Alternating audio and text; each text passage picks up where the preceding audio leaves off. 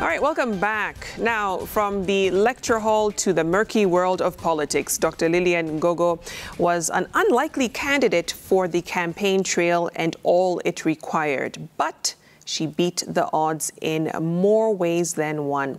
Her unconventional leadership style saw her make history, and now she serves the people of Rangwe Constituency in Homa Bay County once again. Dr. Gogo joins me in studio to share reflections on an interesting political year that was and her personal journey that has brought her to this point of history. Thank you so much for coming in, Dr. Gogo. Thank you for having me. And congratulations on making history.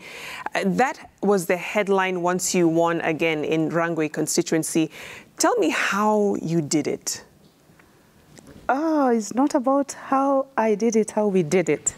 Because it's not a one person's affair. Yeah. Running a constituency involves many people, but there are also some leadership skills that we put in place that probably earned us people's trust, right, to the extent that the electorate saw that they could give me another opportunity to serve them. It is good to be people-centered and to be people-focused, to know why you have left your work. Because I was a lecturer. Right. Why did I leave the classroom to go and work with the people? Sometimes when I was graduating with my PhD in 2012, the people who came for my graduation party, I told them that I want to take this PhD to the village. We have many people with PhDs, but they tend to stay in town. But I wanted to use my education to serve my people, to serve the people of Rangwe. I could only do this through the influence that I would have through politics. Political influence gives you probably access to resources, which at times lacks in other job circles that a politician has access to. Right. So I worked for my people. I actually gave it my best shot. I gave it my best shot. We brought in programs that had not existed. Like part of the constituency had seen perennial flooding that would have people get displaced from their homes year in, year out, from independence or from time immemorial. When I got into office, I think this was one of my biggest headaches. How do we stop this? And you know, political units would use that to go and, as a show-off, like you get government food, or you get food from wherever, and more often than not, you would get food from government. And then you take food year in, year out, and then you say, si unaona nimewaletea chakula. When the first time we took food to that place, I told them, this is the last time you're seeing me bring food to this place. There is no way we can be bringing you food here every year. We have to solve this particular problem. And we partnered with one of the government parastatals, and dikes were built, and it mitigated that thing of being displaced by floods once and for all. And one interesting thing that happened, Victoria, is that these people, this particular place, they voted me overwhelmingly. Wow. And traditionally, from where I come, because part of what plays in Rangwe is clan-based politics. And the clan that I come from and this particular clan never vote for each other. But I was voted overwhelmingly by the two clans who are known to be brothers traditionally.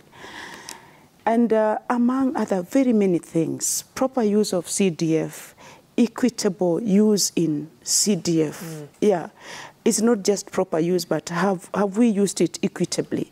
Have all, because I have 4 wards, have all the 4 wards gotten their fair share of CDF? And also bringing in other programs like street lighting that mitigated on insecurity issues, getting close to the electorate to the extent that you talk about Dr. Gogo, women will never allow you to do it. You talk about me negatively, they would scream you down. Wow. So they were actually protecting me. So we've done street lighting. We have tried to use carer money to open up our roads and to maintain our roads well over the period of time that I've been in office.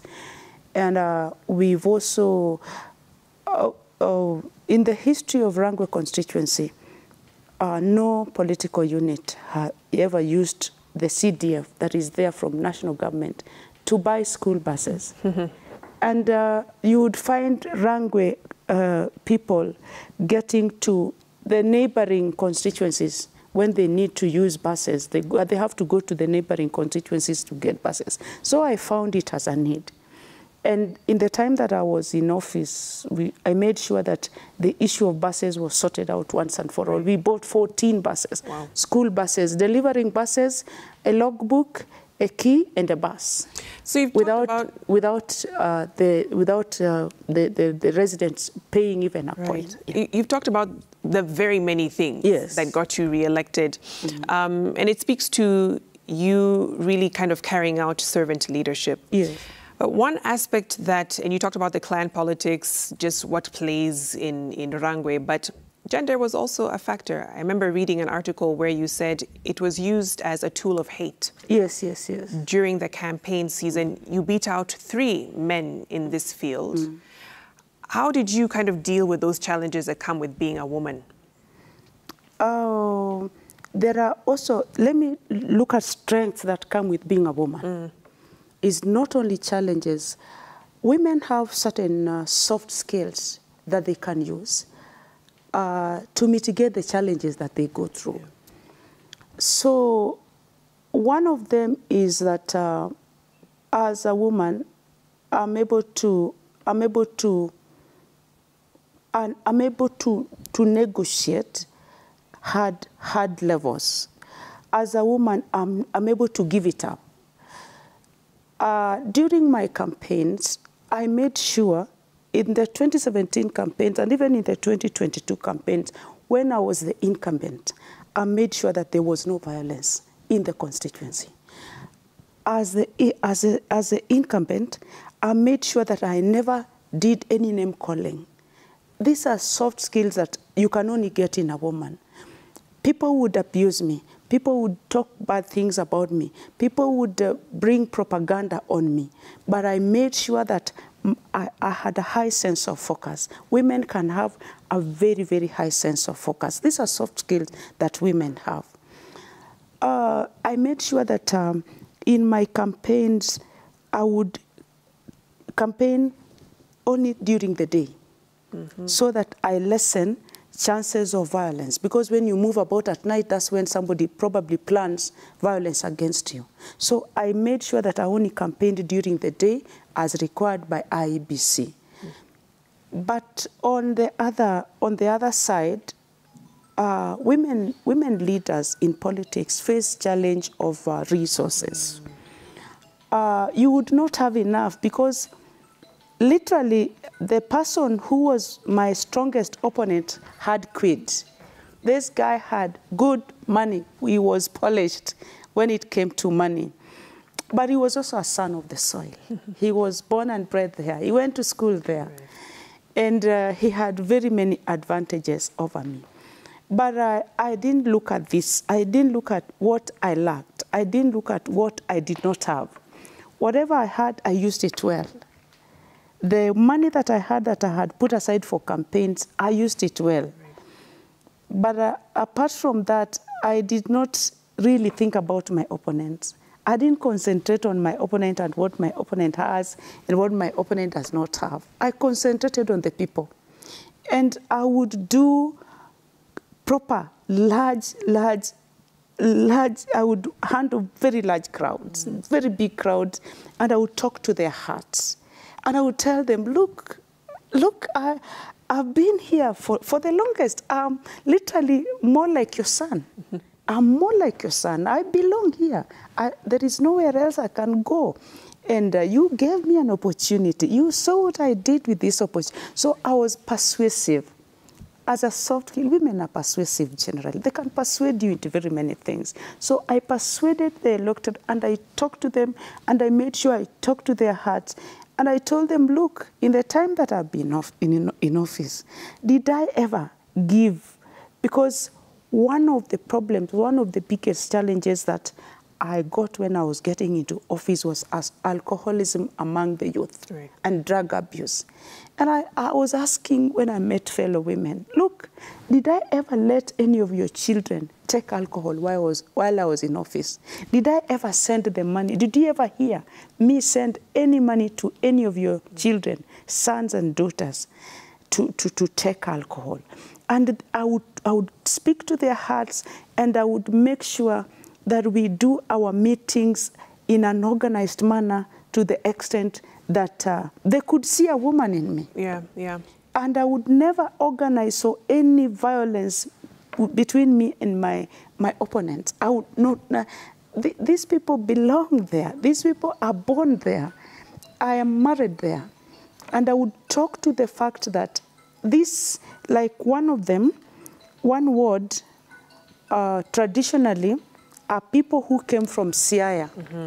And I was born and bred in Siaya. And when I come to Rangwe, I will tell them, look, right, I'm your daughter. You came from Siaya. You are Kagan people. In Siaya, we have a Lego Kagan. It is the same. So treat me as your own daughter. Let me ask this, because you made the transition from lecturing, which is, as you were saying before the break, very predictable. It's planned. You know what's going to happen. Politics is very spontaneous. Spontaneous. Disruptive. Yes. Why did you make that shift? I said from the beginning, and this has always been my focus, and when asked, I would say I would do it again. Yeah. I wanted to serve the community from a position of influence. From a position of influence, why? There is delegated power under Article 1 in our Constitution. All power belongs to the people. All of it belongs to them. They can decide to either exercise it directly or they can exercise it through their elected leaders. Why do you want to go through an election process, and why power? Power is in the distribution of resources. So I can only influence development, I can only influence the level of service if I have resources. And this is why I got into politics. So I got into politics. These people, if they agree, they delegate their power to me so that I'm able to influence the kind of development that I want to do in this area. And this is why I left teaching as a lecturer. As a lecturer, I would only teach, get the reward of seeing my students do very well, and they get to do very big jobs, and that's the end of it. Right. Yeah. As much as this is spontaneous and unpredictable, it also has its own benefits. When you see a place that had no light, like now street lighting, when I see crime rates go down, I participate in community activities directly. When I see a place that never had, flooding, if we have flooding, stop. And this is something that has been there, and it is a problem to the community. When I see it sorted out, that is why I leave the university. When I see women getting water, because we have partnered with a few organizations to bring water to Rangwe. Right. When I see women getting water from a place where they would not get water, or from a place where they would get water, at 3 a.m. in the morning, women wake up to go and look for water. Some of them are raped in the process, even young girls. When I see this one sorted out, these are some of the reasons that would make me leave a regular job, a job of comfort, then I'll go and do this particular job. So seeing the lives of your constituents changed is definitely a motivating factor. It is, it is. Last question to you, Dr. Gogo. You know, we were talking about how you're pursuing your not master's, but your undergraduate in law. Yes, yes, I've been in the 4 years. You can never improve others if you don't improve yourself. Right. So for purposes of self-improvement, I decided to go and study law. because I did my PhD almost 10 years ago. You have a PhD and you're doing an undergraduate in... Yeah. I went and sat in class. I went and sat in class at the University of Nairobi and was taught like any other student. And for 4 years, I've been studying. And I'm graduating on Friday, the day after. Yeah, the day after tomorrow, I should be graduating with my law degree. And what do you hope to do with that in terms of the legacy of leadership you want to leave behind? Generally, I want to leave a legacy of opportunities, mainly for women and girls. And I can only do this through what I do, a good example. If these girls can see that, despite me having had a PhD, I can still go back to school and sit down and read, then they would know that there must be something in books that Dr. Gogo is combing that we must also comb and find out. I want to leave a legacy of work. If you're given work to do it right the first time. Yeah. If you must work well for people, mingle well with people, give it out to the best that you can, especially for women, where you find yourself living. Please, when you live there, live with those people well. If you do that, these people can even decide to reward you. Right. I want to leave a legacy of opportunities, even for young people. Fantastic. Thank you so much, Dr. Gogo. That's all the time we have, but all the best. Thank you. In your second term, and congratulations on making history, and of course, as you continue on with your studies to make a difference. Thank you so much. I appreciate you, and thank you for having me. Let's take a short break here on JK Live. We'll be back with your feedback on some of the stories of the day. Stay with us.